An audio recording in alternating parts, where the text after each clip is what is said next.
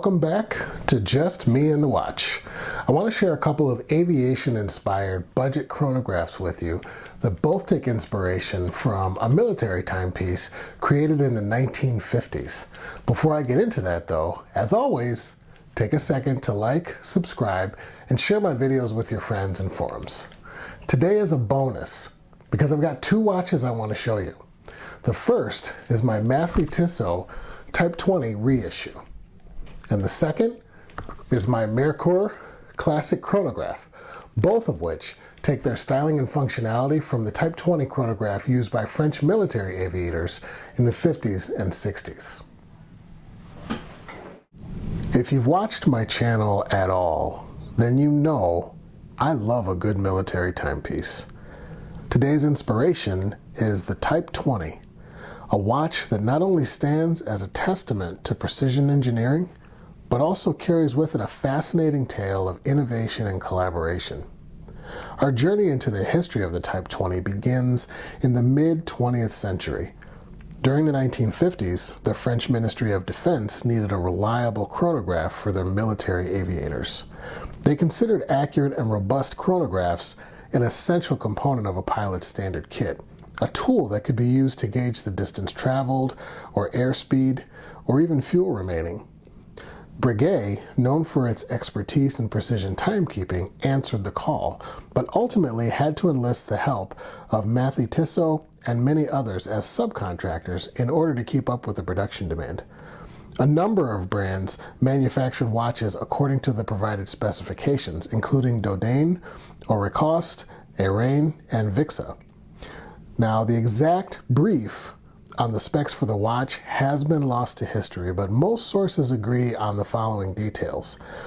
The watch needed to be 38 millimeters and a stainless steel case, a black dial with white luminescent numerals and hands, chronograph movement with a flyback feature, 2 registers at 3 o'clock and 9 o'clock able to track intervals up to 30 minutes, rotating bezel engraved with a 12-hour scale, although some early versions had no bezel or had a rotating bezel with simply a 12 o'clock marker.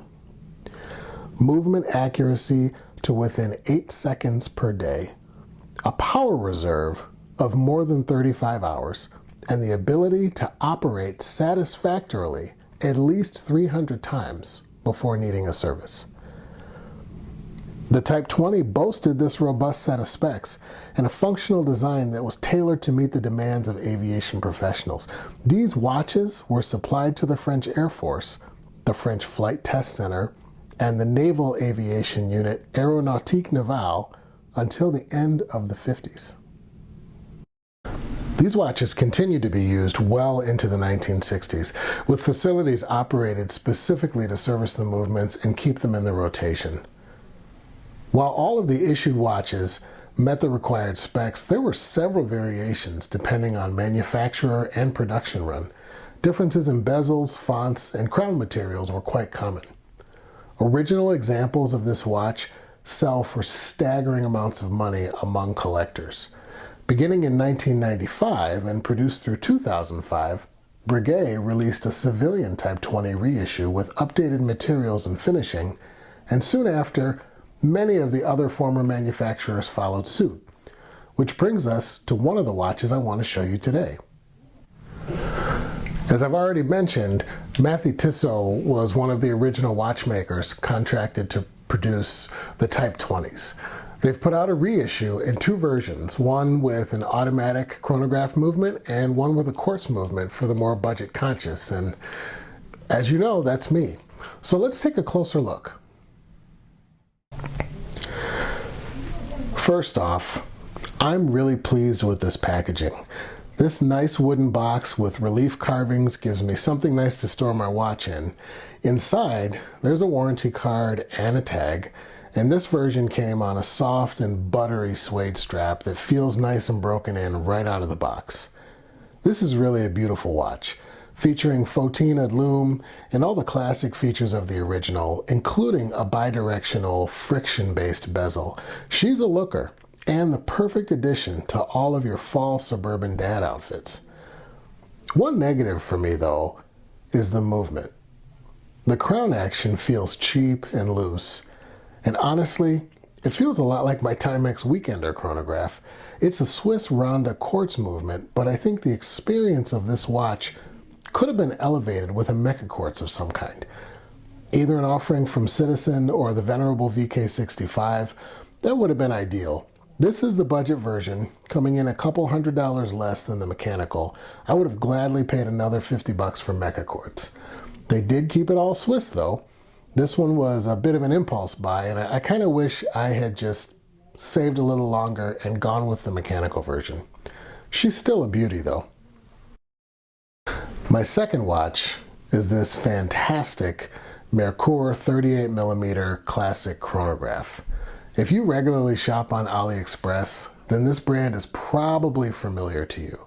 It's an interesting take on the military aviator chronograph. This one has no bezel, but there are versions that you can buy that do include one.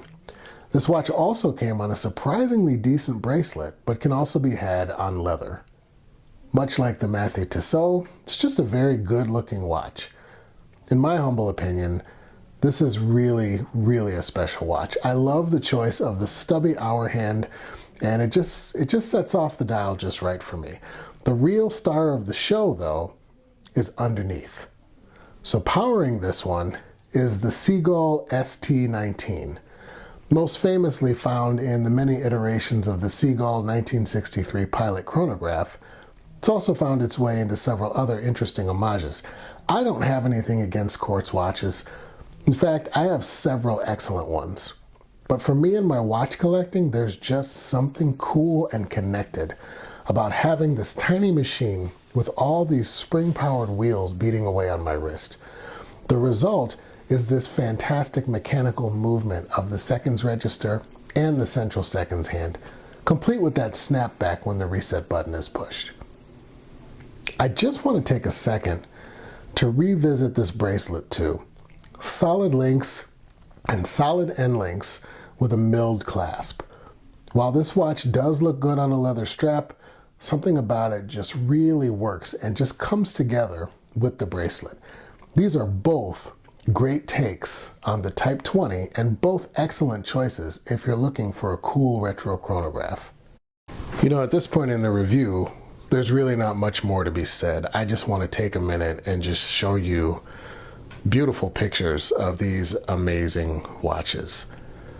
They're both beautiful, they're both stylish, they both look really fantastic in a casual setting or even a semi-dressy setting. Excellent watches to wear to work.